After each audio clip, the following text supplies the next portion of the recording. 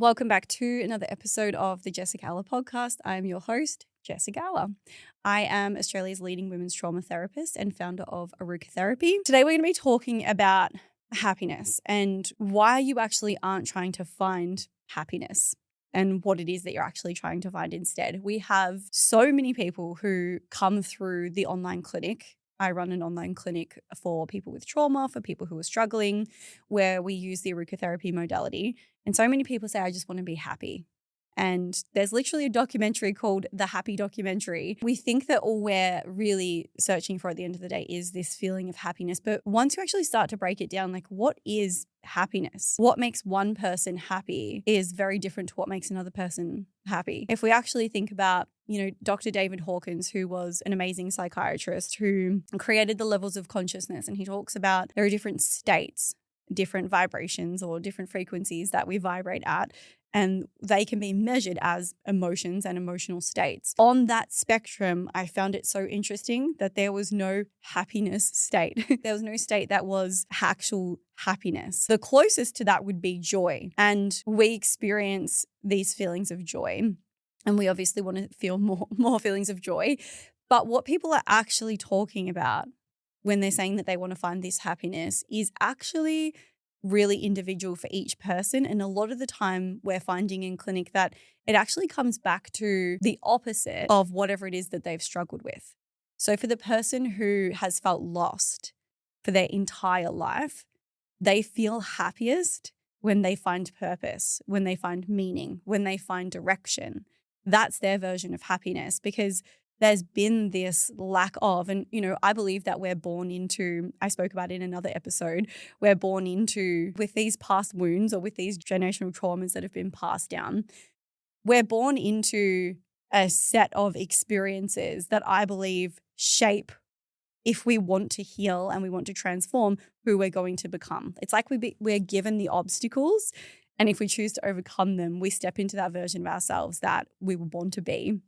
And the person who feels lost is looking for direction and purpose. And when they find that direction and that purpose, they feel what we call happiness. They feel this contentment. And I think that contentment can come from multiple different places. I know for myself, the highest value for me is the feeling of freedom.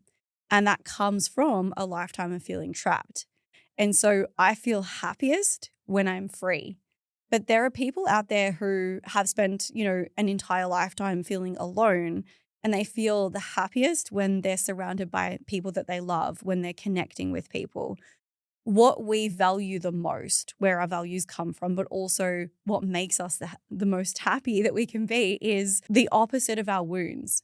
And it would be a little bit dull if we all had the same wounding and we all had the same version of happiness, because we would all be striving for the same thing. And this is why it's so cool that we have these different backgrounds and these different obstacles to overcome, because they guide us into these different directions, where one person's looking for, calm and consistency, and one person's looking for excitement and adventure, because one person's come from a background of feeling like they've stayed in the same place forever, feeling trapped. And for them, freedom looks like movement and travel and new experiences.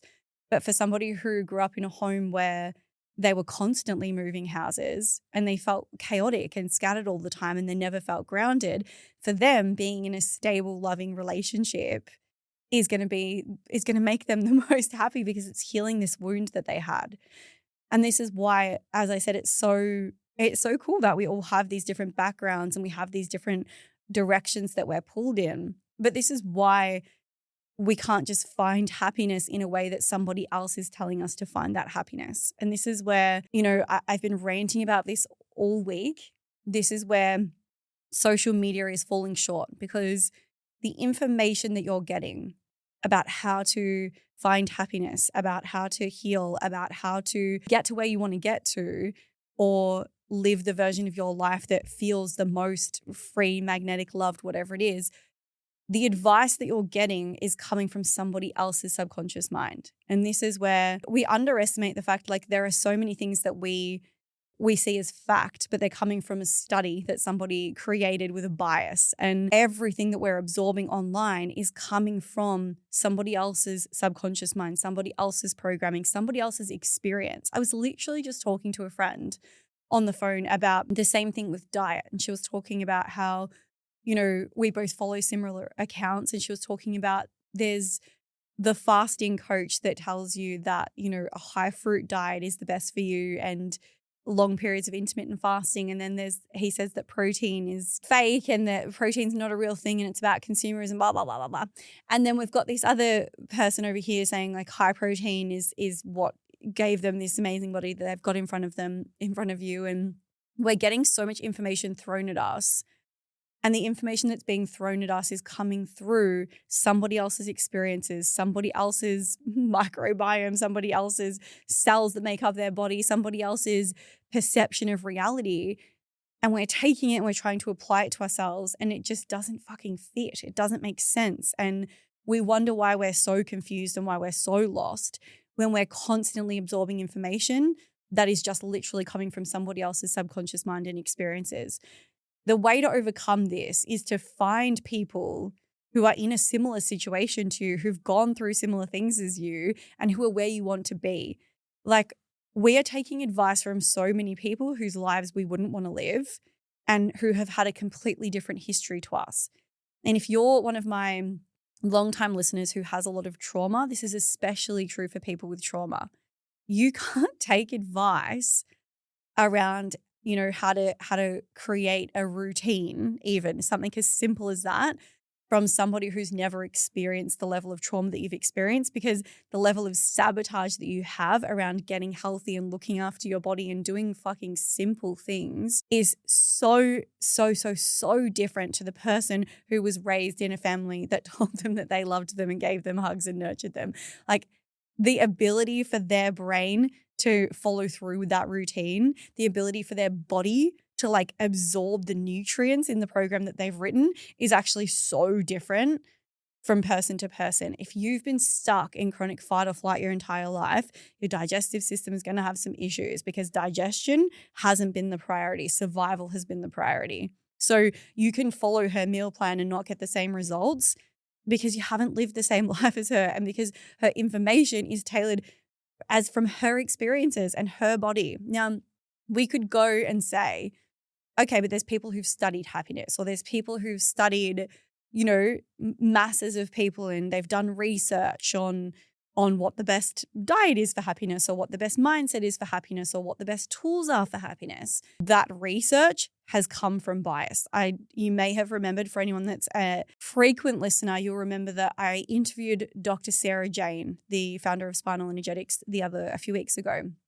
And she literally said that in that interview that she doesn't like to speak about the things that have happened in her past. She finds it uncomfortable. She doesn't want to go into it.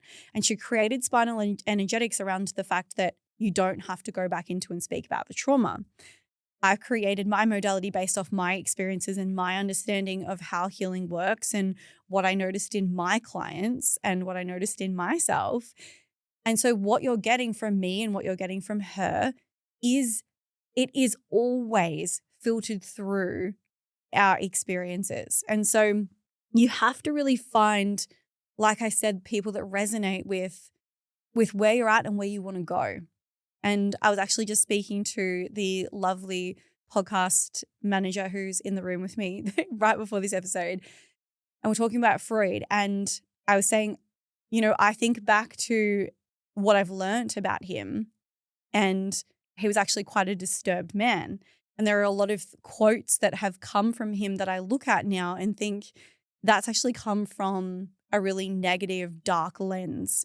And there are so many things that have been filtered down in society through the systems, through like government accredited trainings, through psychology, through things that are coming from someone else's mind. Like every textbook that you study, someone fucking wrote it from their perception, from their lens of reality, and we have peer-reviewed studies. Who's the peers? Are the peers all in agreement? Are they all got a similar background and a history? Like one of the biggest, I'm going on a full rant here today, but one of the biggest things that I find is that I have so many women come to me that are taking advice and getting coaching and mentoring from men. And men and women operate so differently. I'm like, why are you taking advice from somebody who has a different biology to you, from somebody who has a different hormonal system, who operates at a completely different level? Like, this goes back again. If we trace back through the years, you'll find that most of what is taught in mainstream society, education-wise, is coming from some really old, really old white dudes that got together and put the information together. And a lot of it doesn't fit and it doesn't make sense with what we're currently experiencing. And no fucking wonder we can't find happiness. We're literally living our lives in this framework of like a very small, limited amount of people from a really long time ago. And there's actually been so many upgrades in information and understanding about how our mind works, how our body works over the years that it just hasn't caught up yet. And I actually was reminded of this the other day. I frequently study more certifications. If I find a modality or a technique or a method that pricks my interest, I'll go and study it. And I won't say what this modality is, but I will say that it was recently developed by a psychiatrist. It is running rampant through the industry at the moment. And it was really well promoted. And I was like, I'm going to do this. This sounds really cool. And I literally sat there with my mouth hanging open in awe, because the groundbreaking, revolutionary techniques that they were teaching in this new method that is like sweeping through the world, people in the healing industry have been doing for literal decades. Like, it is nothing new. And that's how long it's actually taking for things to catch up. So of course you're not happy when the way that we've learned to cope and the way that we've learned to exist is to just push everything down. And there's a system right now that is all about managing symptoms and not about actually transforming and not actually healing. So full circle, back to what I said in the beginning, is that if you want happiness, and I feel like an absolute broken record with this every week on the pod, but if you want happiness, you have to go back and find what's stopping you from getting there. Like, what does happiness actually look like to you? Because we're all about nervous system regulation and being calm and regulated at the moment. But what if happiness to you is like excitement and aliveness and movement and travel? What if freedom is actually happiness to you? We actually have to understand what it is that we're craving and what it is that our soul desires and what it is that we came here to experience. And no one on the fucking internet, including me, can tell you what that is and what that looks like. You have to get to an understanding of what your own values are. What do you value? What is, I love that saying that says, like, if you were on a movie, you were the main character of a movie, what is the audience screaming at you to do right now? What's the thing that they're screaming at you? Like, just do this one thing. It's so obvious. What's the obvious thing that's standing out that's stopping you from getting to that point? And that point is the opposite of the wound. So we have to understand first, before we even delve into what's going to make me happy, we have to understand what's making us unhappy. What's triggering us, what's causing us suffering, what's causing us to feel depressed and anxious and lethargic. And, there's so many people that are like, I just have no energy. I just I can't make it through the day. I'm so tired all the time. I just have no energy. And it's not that they don't have energy. It's that they fucking hate the life that they have to wake up and live. Out of so many people that we survey when they come in as a client and they have to rate their mental health and they rate where they're at, there's nobody, obviously they're coming to us for help, so none of them are like super happy, but there's nobody that says that they wake up and they're living the life that they actually wanted to live. Nobody says that they're actually waking up and being like, I get to be me today. I get to be Jessica Ella. I get to live my life. I get to record the podcast. I get to, nobody is coming in and saying, I'm living in alignment with like who I want to be and where I'm drawn to. And the reason that that's happening is we have the pull. I can use myself as an example. We have the pull to do the podcast because there's this part of us that has always been silenced, but has had this like fire inside and wants to speak up and speak out. And you go to do that, and then you go to step in, the conscious mind goes, we're going to do this. We're going to speak up. We're going to speak out. We're going to start the podcast. And we have this beautiful conscious idea. And then we pull it into like, how do I make that happen? All right, I need to like book a studio. I need to da. And as soon as you come into your logical mind, you come back in to the subconscious, which controls you 95% of the time. And your subconscious is literally made up of the beliefs that you created as a child. And then your subconscious goes, well, it's not safe to speak up. Like, and what if people think this? And what if people hate you and you're going to end up alone? And what if no one listens and you'll feel rejected? And all these thoughts come on from these old programs. Every thought that you have, I don't know what the statistic is, but I know that Joe Dispenza says something around like the amount of thoughts that you have today. I think it was like 90% of thoughts that you have today are the same thoughts that you had yesterday. And we think that we're experiencing a different day. And sometimes we are, but the way that we feel about that day, the way that we perceive that day and the thoughts that we're having about that day are the same. They're just looping and we're feeling the same emotions because we're at the same frequency. Because if we have all of these unprocessed memories, I call them wounds, but really they're unprocessed memories. They're memories that are open, that are saying, I'm still not worthy. I was rejected here and I'm so afraid of getting rejected again because that felt so unbearable that I had to keep this memory open. So I'm just going to pull myself back so that I don't have to feel that feeling again. And then we reject ourselves from our own dreams and we feel the feeling anyway. But we actually have to go back and we have to find those wounds and we have to transform. Like we actually have to go back in and do the work. And lately I've been finding myself having this conversation with people where they're like, I'm too afraid. Like, I just want to be happy, but I don't want to go back into the past stuff. I want to be happy now. Like, I just want to move forward. And it's all good and well to want to move forward. It's all good and well to, be taking steps forward in the right direction, in the direction towards whatever it is that we want. But I think you'll find that every step that you try and take forward towards the life that you want, towards the life of your dreams, the reason that you keep getting knocked back is because of those old wounds. It's because they're unprocessed. It's because your brain thinks that there's still a current threat. Until that traumatic open memory is closed off and filed away, your brain can't know that that was then and this is now. Every time it gets poked, every time you get triggered, which is what, triggering is poking an old wound. Essentially, your triggers are poking old wounds. Your triggers don't come from nowhere. People are like, oh, that really triggered me. It triggered you for a reason. It didn't trigger someone else. It triggered you. And it triggered you because there's a wound that's open. You go back in and you process those memories and all of a sudden there's no trigger anymore. All of a sudden you can actually move forward and step forward because there's not all these subconscious beliefs that were held in that memory saying, you're not good enough and you can't do that. And remember this time when that thing happened and you felt like this. All of those emotions aren't coming up because you've expressed them, because you've released them, because you've processed it, because you have a blueprint now in your brain around how to actually move through that situation. So if you're craving freedom, you have to go back and process every memory that you have where you felt incredibly trapped. You have to remove the subconscious belief of I am trapped. You have to remove the energy, the frequency or the emotion of feeling trapped and suffocated and stuck, and whatever other frequencies were in the memories where you felt trapped. You actually have to shift it before you're actually able to step into it. And you would think that if we've had this feeling, and this was me, I was like, if I have this belief that I'm trapped, it's actually safer for me to keep it there because I'm always going to be striving for freedom. It'll help push me towards freedom because I'll be pushing towards the opposite.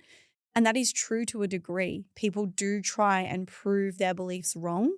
Like a person who feels like they're not worthy is always trying to prove that they're worthy to everybody. But it also destroys them in the process because they're people pleasing and they're worried about what everyone else thinks and they're not even doing what they want to do. If they actually truly believed they were worthy, their actions would completely change in the same way that if you truly believed that you were free, your actions would completely change to align with your new belief. Even though you have this belief of I'm trapped and you try and prove that you're free, you never fucking feel it. And this is why people who, they push their way through in business or to the top, or they set these really big audacious goals And it's like, if I make $1 million, I'll be worthy. Then I'll feel worthy. And then they make $1 million and then they want to make 2 and then they want to make 3 and then they make 5 and 10 and then they have an absolute life breakdown crisis because the worthiness that they were trying to seek through that dollar figure, it was never going to happen. They were trying to get it to prove that they were worthy, but the feeling still wasn't there because the feeling's internal and the feeling has to be generated internally, and you can't generate it internally. You can't believe that you're worthy if you have all these experiences where you felt like you weren't. So once you process the memories, once you actually heal those memories, you can actually start to feel and see that you always were worthy. And this is the whole paradox of healing, is that, spirituality will tell you that none of this matters, that your story doesn't matter, your past doesn't matter, none of it matters. And that we just have to move outside of the story and outside of our ego and outside of ourself and, connect to love, to unconditional love, to consciousness, to creator, to the field, whatever you want to call it. We just got to connect into that. And then all of our problems will go away. But what happens is when we're not fully tapped into that 24/7, so unless you're like meditating and in a meditative state 24/7, you got to live real life. You got to pay bills, you got to get a job, probably in a relationship, and shit's going to trigger you and you're going to be pulled straight back into that human because you can't bypass the elements of human experience and the happiness, the joy, the freedom, the love, all those things that you're wanting to experience, you experience in your human. So you have to work on your human. You can't just check out and elevate your consciousness and expect that you're going to feel this feeling of happiness when you haven't actually worked on any of all of this down here that's stuck in your human. And I think this is something that not enough people really speak about online, is that what we're really essentially doing is taking the desires of the soul or of the conscious mind or of the higher self, and we're programming them or aligning them with the human. And healing work to me at each stage is, okay, now I want to do this thing and I have to be this version of myself. And what comes up when I try and step into that?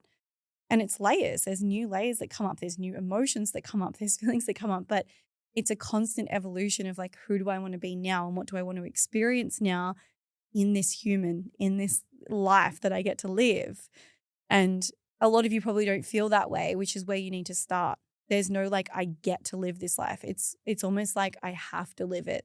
I'm just making it through the day. Like, I can't wait for the weekend. I can't wait for next month. I can't wait for the next holiday. That was literally what inspired me with Aruka, was that I noticed that so many people were holding out for something in the future. And that elusive happiness that they were trying to find, it was like, I'll be happy when. I'll be happy when I move house. I'll be happy when I get into a relationship. I'll be happy when I get out of this relationship. I'll be happy when I make some new friends. I'll be happy when I travel to that country. I'll be happy when.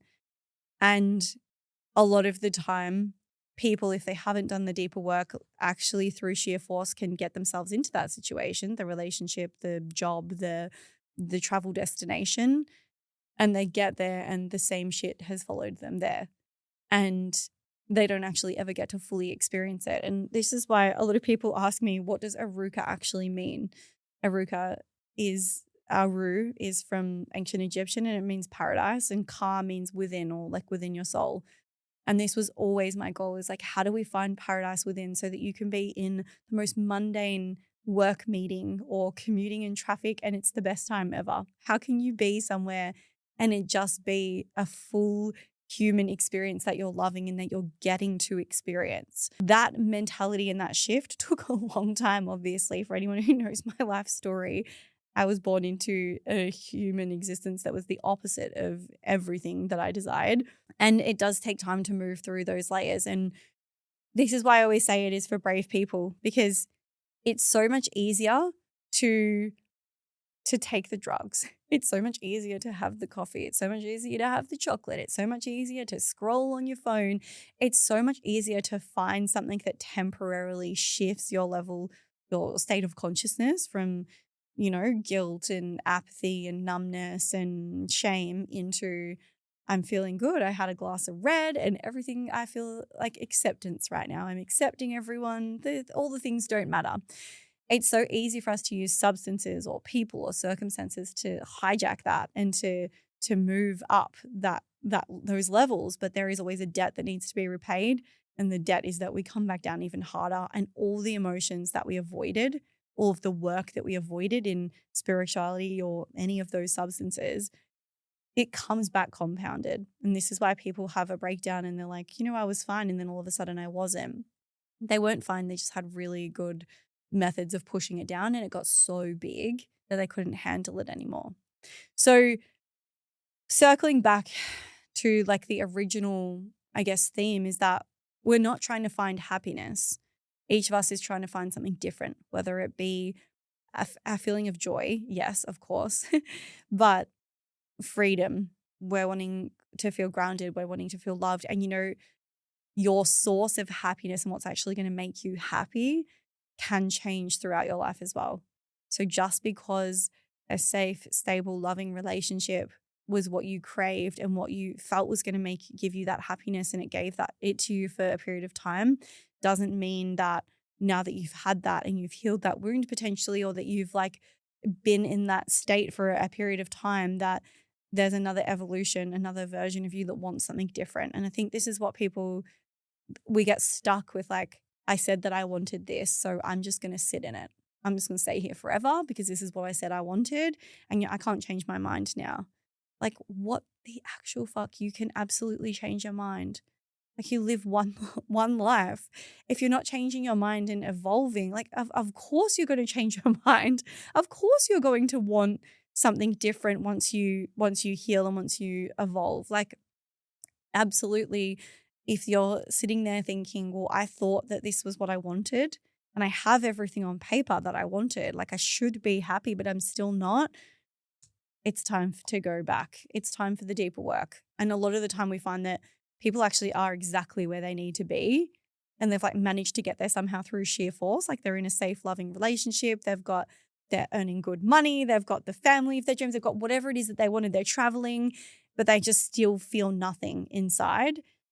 This is where we also need to go back, and we need to process whatever it is that you've been pushing down that's causing you to operate at a level of constantly numbing yourself.